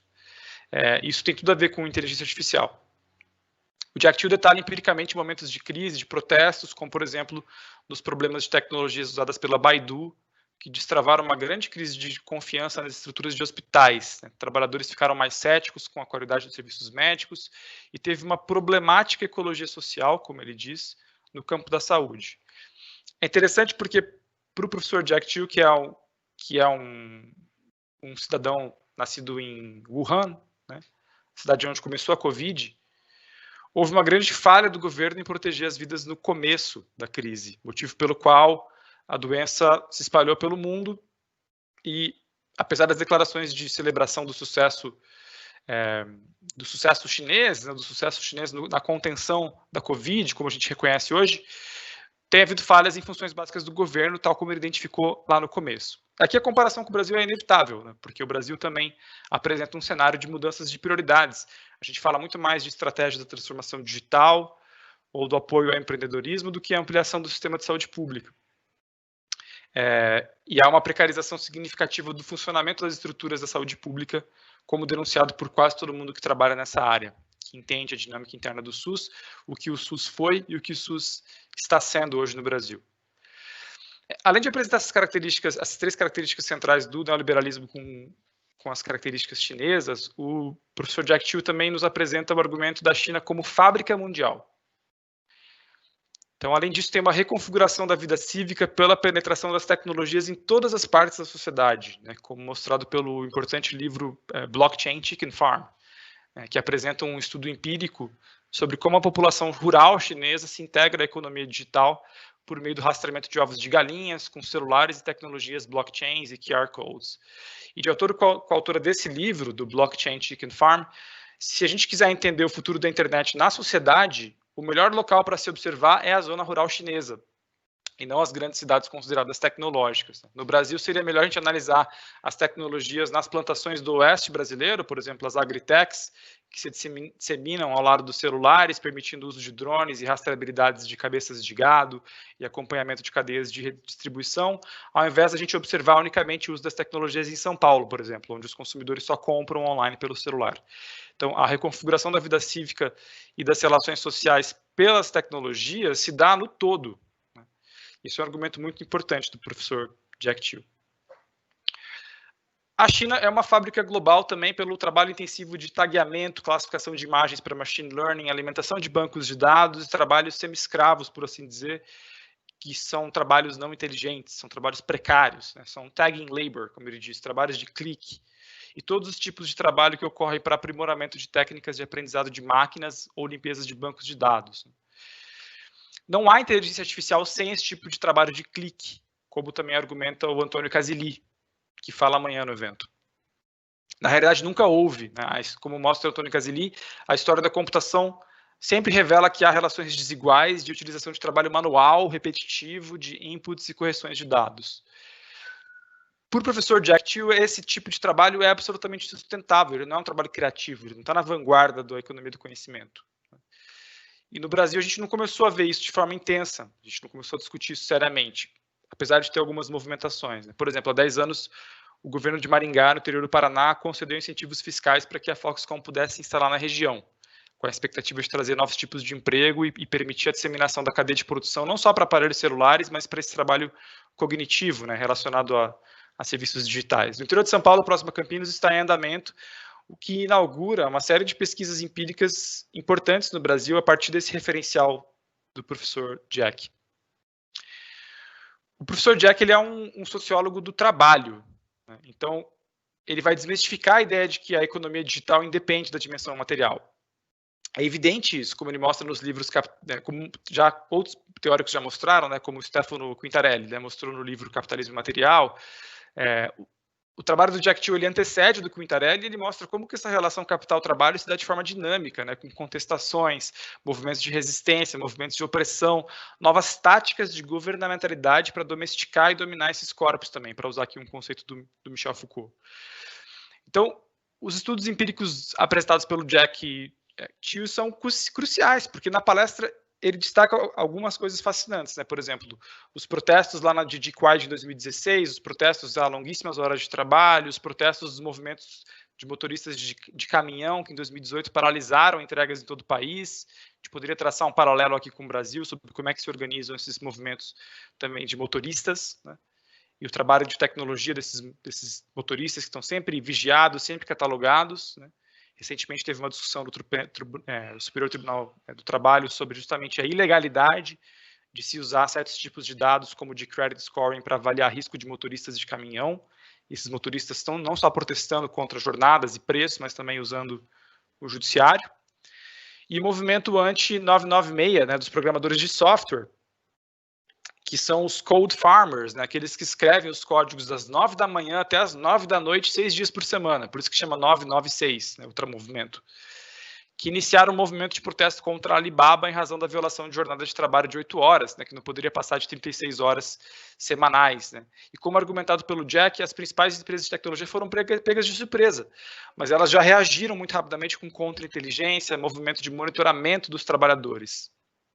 Então, as empresas estão investindo, né, a gente está vendo isso cada vez mais em worker surveillance, né, como acontece também nos Estados Unidos com a Amazon, né, tal como denunciado pelo New York Times, que mostrou agora que a Amazon não só investe em tecnologias, como investe em consultorias de vigilância de trabalhadores.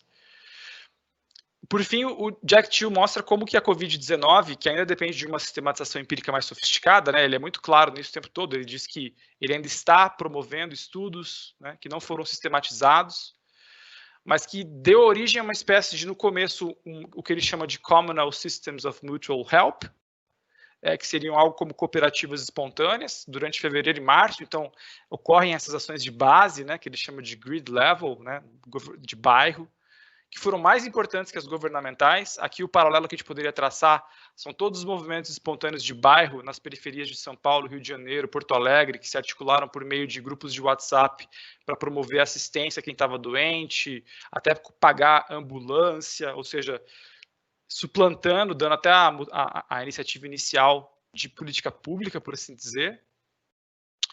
Mas que na China é um ciclo curto, porque as iniciativas espontâneas que eram ativistas e cooperativas foram rapidamente suplantadas pelas iniciativas governamentais intensas em inteligência artificial, envolvendo as principais empresas de tecnologia da China, né? Então, aqui surgem as parcerias com Alibaba, Digitilis, Tencent e outras gigantes, para garantir a logística de entrega de alimentos, entrega de fármacos, dispositivos de vigilância.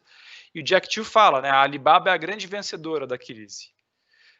De fato, houve uma demanda altíssima, puxada pelo próprio governo para criar novos arranjos logísticos e de vigilância. Por fim, o Jack Thiel destaca, né, que em Shanxi e Gansu ocorreram importantes vitórias para trabalhadores, porém de maneira limitada, né, em razão de uma matéria na revista Renwu, que surgiram matérias sobre dificuldades de entregadores que estavam lá numa situação de precarização e ausência de direitos, e houve um aumento de conscientização dos consumidores, da população, né, sobre como que os trabalhadores de entrega de alimentos eram abusados. Né?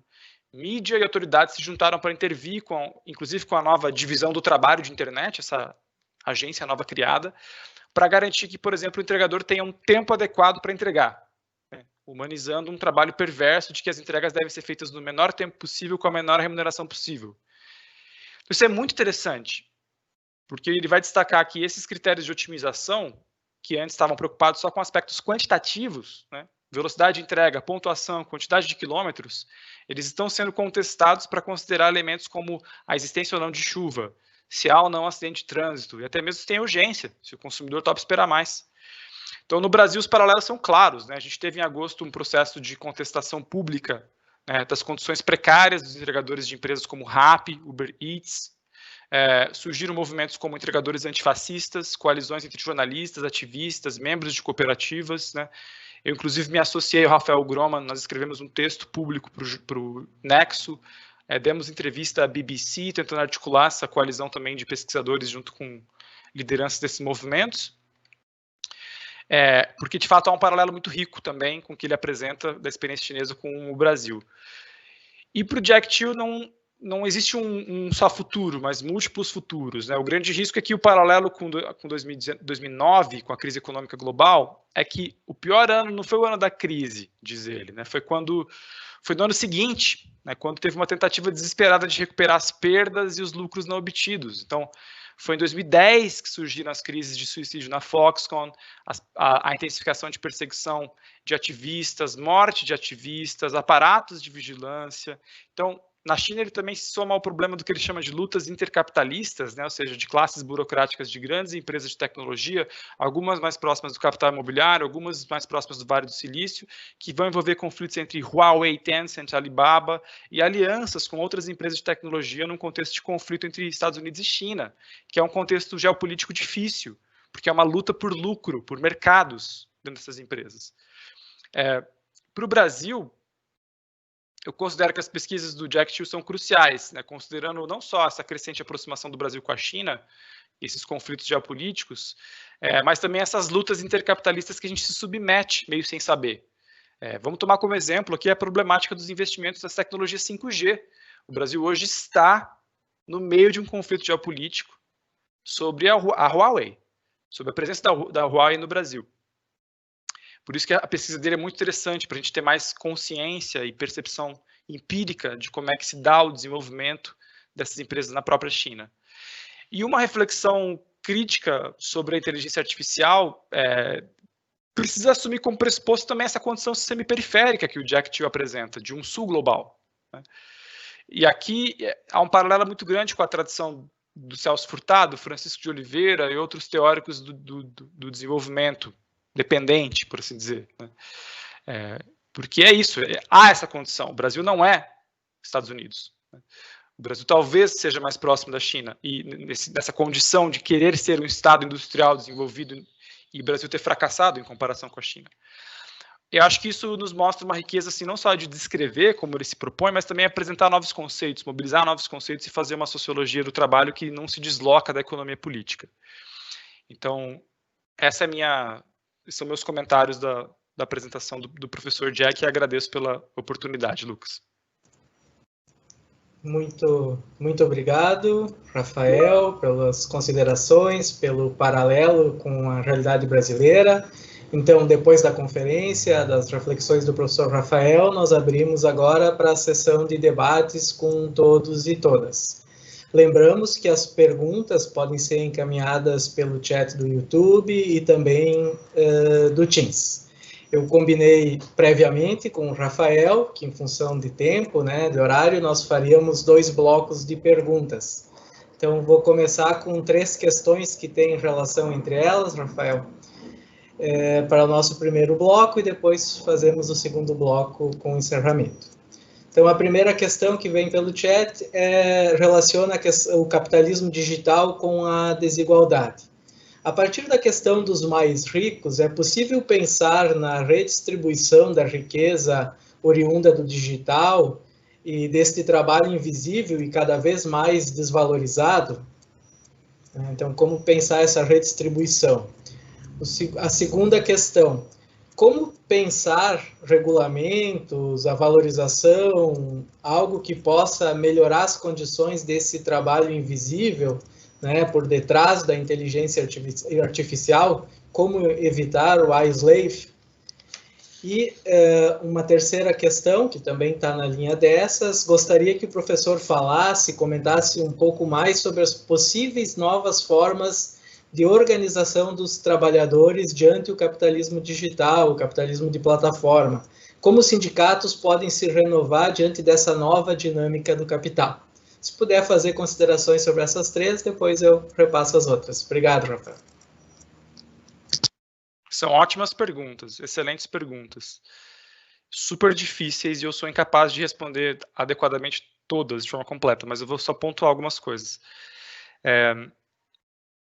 Eu acho que há hoje importantes discussões não só sobre o reconhecimento do tipo de trabalho, que é esse trabalho do clique, o trabalho do tagging, um trabalho quase invisível que há no capitalismo imaterial, por mecanismos também que possam garantir algum tipo de taxação sobre o lucro obtido a partir desse trabalho crowdsourced, e essa taxação ser redistribuída para fundos geridos publicamente que permitem a recapacitação das pessoas para a economia do conhecimento. Seria algo como ter um Senac ou um SESI super sofisticado, gerido publicamente, não só a partir do recurso tributário das empresas de comércio, mas da tributação desse tipo de lucro obtido por esse trabalho que é super distribuído e difícil de ser mensurado precisamente. Mas isso é uma alternativa posta hoje. Redistribuição por esse mecanismo tributário. Além do grande debate da renda básica universal, do Basic Income, ser um pressuposto para se pensar essas novas capacidades de trabalho no século XXI, diante do cenário de automação e de destruição de empregos como, por exemplo, secretários e secretárias de call center, né, que provavelmente serão eliminados em 5 anos, em razão dos avanços de linguagem natural e inteligência artificial. E há um debate interessante também no nível de internacional, isso já tive conversas com ativistas indianos e outros ativistas que estão trabalhando com essa pauta, de que uma espécie de tributação também de que certos tipos de inovação muito radicais, suponha que, por exemplo, a Google introduza uma inovação tão sofisticada de linguagem natural e inteligência artificial que ela consiga prover e monopolizar o mercado de call centers durante um período de tempo, 3 anos, suponha. Nesse período em que ela destrói empregos e monopoliza mercado por um período de tempo, ela deveria ser obrigada a pagar, né, pela requalificação do trabalho dessas pessoas que foram deslocadas para um novo campo. Isso é um tipo de perspectiva de justiça social muito interessante para a gente pensar nos próximos anos, como um arranjo de justiça global. Até porque isso dependeria de uma coordenação na qual a Google, sediada nos Estados Unidos, pudesse ser responsável pelo investimento ou pelo financiamento da política pública, por assim dizer, em países como a Índia. Evidentemente que as empresas hoje lutam, né, fazem lobby na OMC para que os países sejam proibidos de fazer isso. Alguns acordos de free trade e free flow of information, inclusive, tentam proibir os países de fazerem isso. Justamente porque eles sabem que isso está no horizonte. Né? Isso é uma possibilidade política. A discussão do associativismo, ela, de fato, tem que ser enfrentada muito seriamente pela pesquisa empírica. Né? Porque há muitos elementos de dificuldade nessa solidariedade entre trabalhadores que estão, cada um no seu canto, conectado na sua casa, fazendo um trabalho imaterial mediado por plataformas como Slack, Google e outras, no qual você não se encontra, você não sai junto, você não toma cerveja, você não toma chimarrão junto, você não proseia, não articula, não tem ideia fora da caixinha, né? Você não tem tempo para fazer isso. Então, tem uma dificuldade estrutural, né, da mobilização, e tem uma dificuldade também que acho que é muito bem posta pelo Jack Till, que hoje a capacidade empresarial de desmobilização no início de uma movimentação sindical é muito alta, muito sofisticada. Né? É isso que ele mostra em toda a discussão de workers surveillance. Né? Por isso que a gente tem que trabalhar muito seriamente nessa agenda da antivigilância trabalhista, né, no trabalho digital. Porque é muito fácil como a Amazon faz, né? Ela infere que você está, por exemplo, abrindo outras caixinhas de chat no seu computador para articular um protesto. Ela pega isso até na própria linha de título de e-mail que você mandou, entendeu? Desvia do padrão. Né? Então, sistemas automatizados já pegam desvios de padrão de conduta de forma automatizada, né? Isso que a mídia tem destacado, né? Então, eu acho que há uma agenda importante do qual a gente vai ter que ter mais pesquisa para identificar também essas potencialidades, mas também para enxergar onde que tem esses movimentos de repressão acontecendo, mas uma repressão muito sofisticada, muito permeada por várias etapas, né, sociotécnicas. Ela não é aquela repressão clássica, você fechar os caras dentro do portão para fora e descer o porrete e mandar todo mundo embora. Não é aquela coisa que o Gramsci estudou nos conselhos de fábrica em Turim, em 1918. 100 anos depois, a realidade é muito diferente, as relações de poder também mediadas pela tecnologia estão muito diferentes, né? Então, acho que isso, abre, acho que não tem muita resposta clara, mas acho que o Jekyll nos convida a um empreendimento de pesquisa coletivo. Por isso que eu acho que isso é tão importante a Unisinos puxar isso como tem puxado, né? Mobilizar as pessoas para fazer esses estudos qualitativos mesmo. Ok, obrigado, Rafael. Eu vou encaminhar mais 2 questões, e aí também pode fazer suas considerações finais em função do nosso tempo. A primeira no sentido se existe ainda quais são o papel, a função do direito em termos de possibilidade de regulação disso e até de uma regulação, como você citou, de algum tipo de regulação e governança global. Como você enxerga o direito em relação a tudo isso, o que tem feito, se puder considerar um pouco sobre esse tema. E, por fim, uma pergunta um pouco mais aberta ainda, o sentido da tecnologia da digitalização em si, né? O professor disse que no momento de salvar vidas há falhas, houve falhas, mas ao mesmo tempo enriquece muito a poucos. Então, a pergunta do chat diz, será que isso pode ser ressignificado?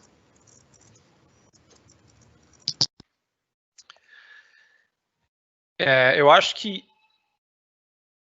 há inúmeras alternativas, há um papel importante para múltiplas frentes, né? Para o direito, para uma ressignificação da economia política e também da orientação dos valores da sociedade.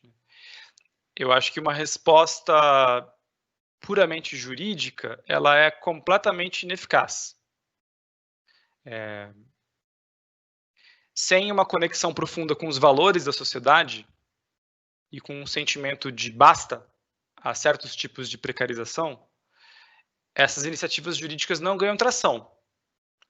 E, pelo contrário, se elas fossem propostas do parlamento, elas seriam massacradas, né?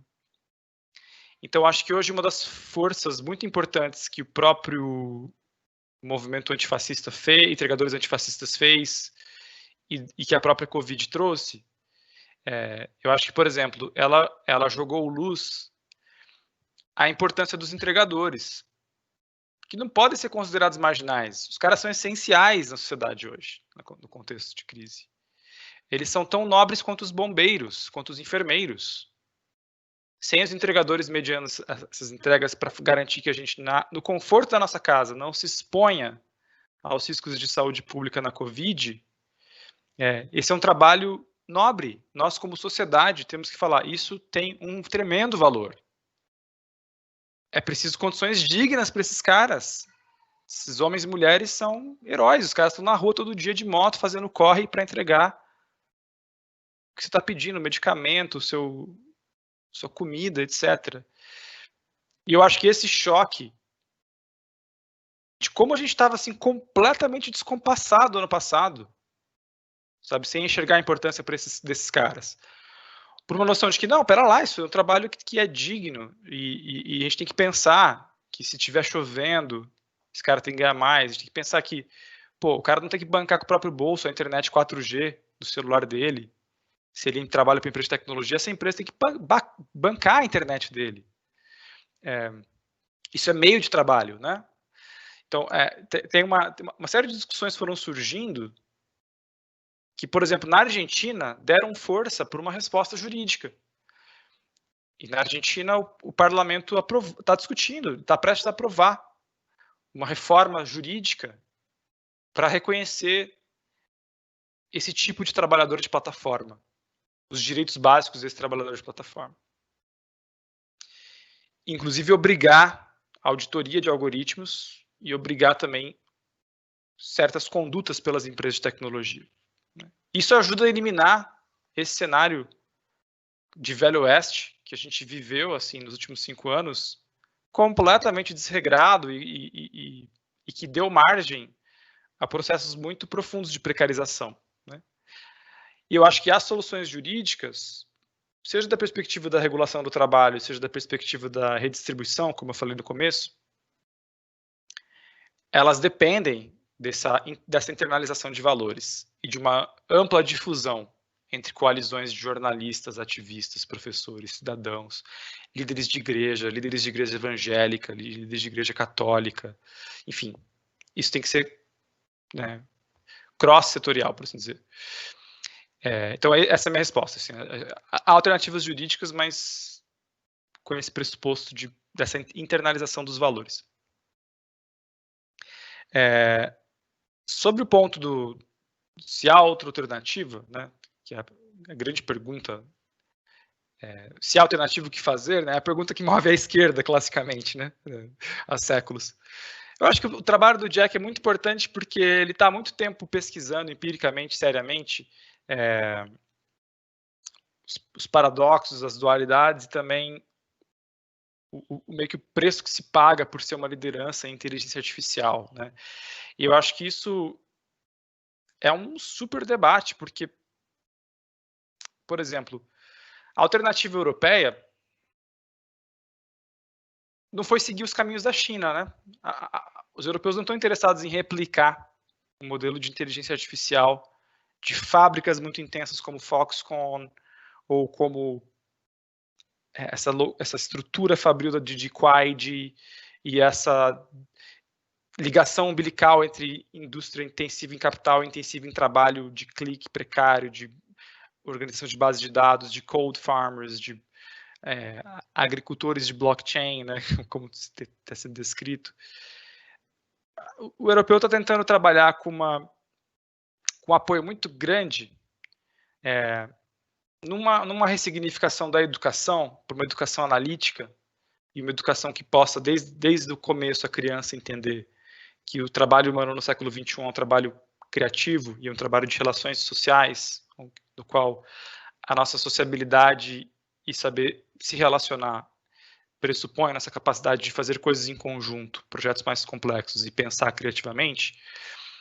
São competências que vão ter que ser trabalhadas por um tipo de economia do conhecimento focada em projetos, estruturação de ideias, execução, e não tão uma coisa fragmentada, fabril de pequenas unidades de trabalho, né, de clique incansáveis. E os europeus estão também tentando estruturar juridicamente, é o grande salto que eles vão dar agora nos próximos 10 anos, pelo Digital Markets Act, que é um mercado comunitário dos dados produzidos pelos europeus, para que a extração de valor dos dados pessoais gerados pelos europeus seja mediado por novas instâncias de negociação, que eles chamam lá de trusts, os data trusts, ou os intermediaries, né, que eles querem constituir, por exemplo, empresas e associações que vão se tornar especializadas em entender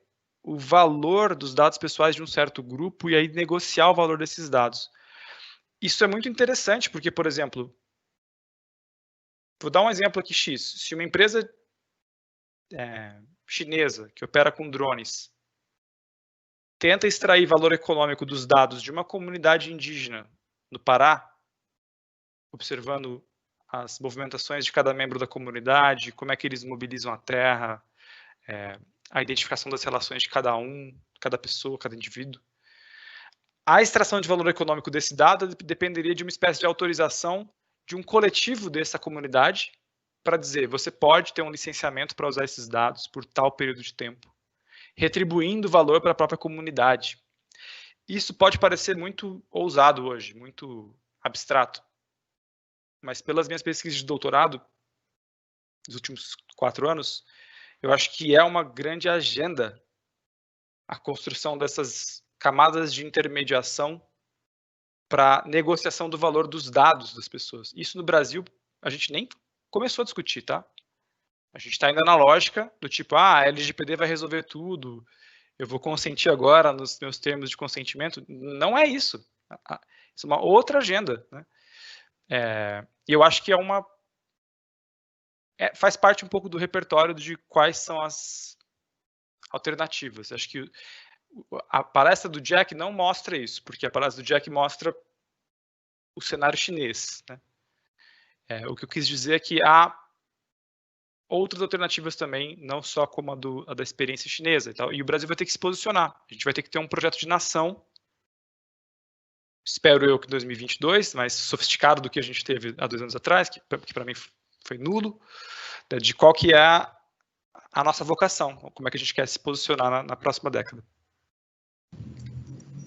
Ok, mais uma vez, obrigado ao Rafael.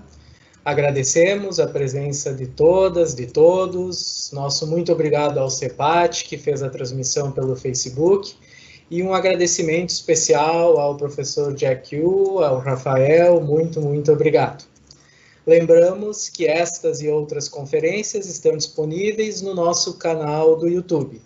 Lembre-se de curtir, comentar os vídeos, de compartilhar os nossos conteúdos. Acesse também ihu.unisinos.br e preencha, assine a nossa newsletter para acompanhar a nossa programação, os nossos eventos. Encerro convidando todas e todos para assistirem a conferência, a 4ª conferência desse simpósio, que acontece amanhã, dia 17 de dezembro, às 10 horas, e tem como título O Futuro do Trabalho e o Mito da Substituição Robótica, com o professor Antônio Casili, da Telecom Paris, e o debate com o professor Dr. Rafael Groham, da Unisinos. Obrigado a todos e todas, até a próxima, tchau, tchau.